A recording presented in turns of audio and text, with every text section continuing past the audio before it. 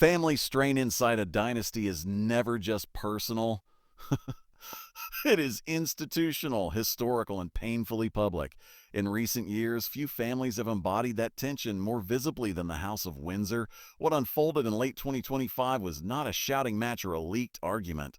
It was quieter than that, and because it was quiet, it carried even more weight.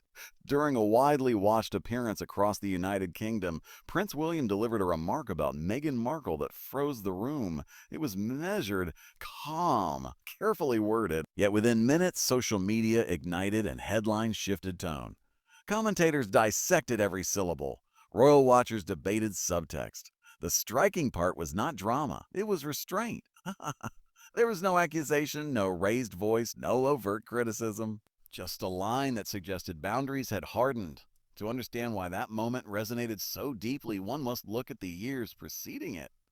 Tensions within the royal family did not emerge overnight. They built slowly. Public interviews, memoir revelations, media scrutiny, and competing visions of duty. By the time William sat down for a candid discussion with Canadian actor Eugene Levy for the program, the reluctant traveler at Windsor Castle, the atmosphere surrounding the monarchy had already shifted.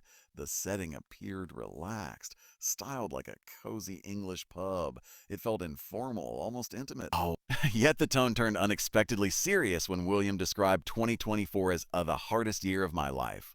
He referred to the cancer diagnoses faced by his wife, Catherine, Princess of Wales, and his father, King Charles III. The honesty struck a chord.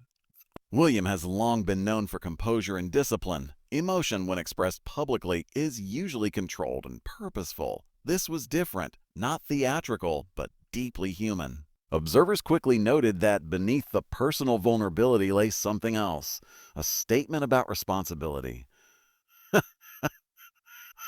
William spoke about protecting his children, Prince George, Princess Charlotte, and Prince Louis, from the kind of relentless media pressure that defined his own childhood. It sounded like a father's instinct, but many analysts interpreted it as a contrast, a subtle delineation between his approach to royal life and the more commercially driven path chosen by his brother, Prince Harry, and Meghan in California. The contrast was not named outright. It did not need to be.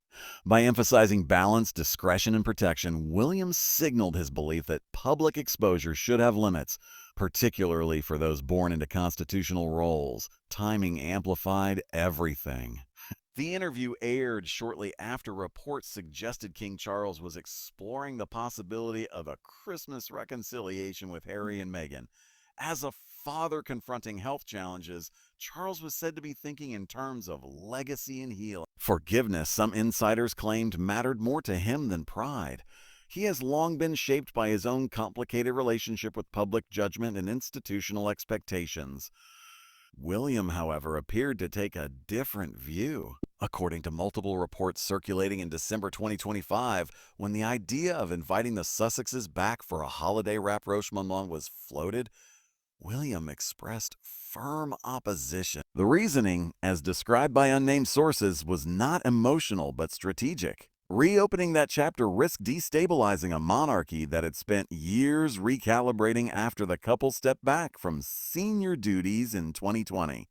This divergence revealed a generational shift. Charles's instinct leaned toward reconciliation. William's perspective, shaped by watching his mother, Princess Diana, endure relentless scrutiny, emphasized containment and clarity. For him, boundaries were not punitive, they were protective. The next development intensified that perception. In April 2025, the Earthshot Prize announced a new chief executive, Jason Nauf, a former palace aide who had previously filed a workplace complaint concerning Meghan in 2018. At the time of that complaint, Meghan's representative strongly denied the allegations, describing them as part of a broader media narrative. The palace conducted a private review, though its findings were never publicly released. Nauf's appointment was, on paper, an executive decision, yet symbolism matters in royal circles. Earthshot is William's flagship environmental initiative, his generational moonshot aimed at advancing solutions to climate challenges by 2030. Installing someone associated with past internal controversy inevitably carried implications. Supporters frame the move as evidence of William's loyalty to staff and commitment to institutional standards. Critics question whether it signaled entrenchment rather than openness. Royal commentator Richard Fitzwilliams suggested to Fox News that the decision would likely be unwelcome in California. Others argued it demonstrated that William was prioritizing trust within his immediate circle over repairing fractured family ties. Around the same time, Nauf gave an interview on 60 Minutes Australia in which he described navigating public scrutiny as a tough but probably quite good. There was no elaboration on past allegations, only a suggestion that those who manage public pressure must be prepared to experience it themselves.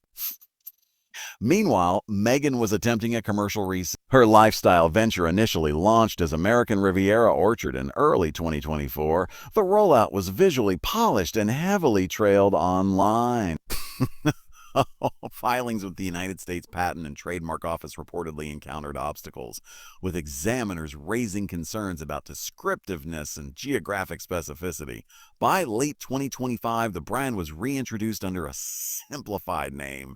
Rebranding carries financial and reputational costs. As industry analysts estimated significant expenditure in legal work, packaging redesign, and marketing recalibration. The venture's expansion into home goods and a cooking series in partnership with Netflix placed Meghan squarely in the commercial arena, a space that inevitably invites scrutiny. From William's perspective, according to various reports cited by outlets including IB Times UK, the use of royal titles in commercial contexts presents a contradiction. If financial independence was the goal of stepping back from senior duties, he is said to believe institutional funding should not underwrite private enterprise.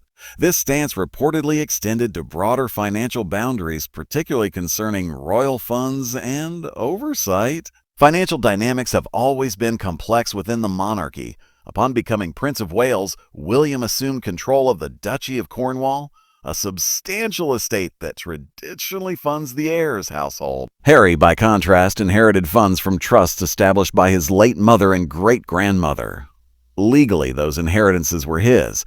Yet public debate often centers less on legality and more on optics. Especially during periods of economic strain in the United Kingdom. The shadow of Harry's memoir, Spare, and the earlier televised interview with Oprah Winfrey lingered in the background of these developments. Both projects laid bare grievances and emotional wounds. They also shifted public perceptions in divergent directions depending on audience sympathies. What is clear is that the dynamic between the brothers has evolved from emotional rupture to structural separation. There are no joint appearances. No visible gestures of rapprochement. The divide now appears embedded not only in feeling but in function. For William, the calculus seems oriented toward long-term institutional resilience.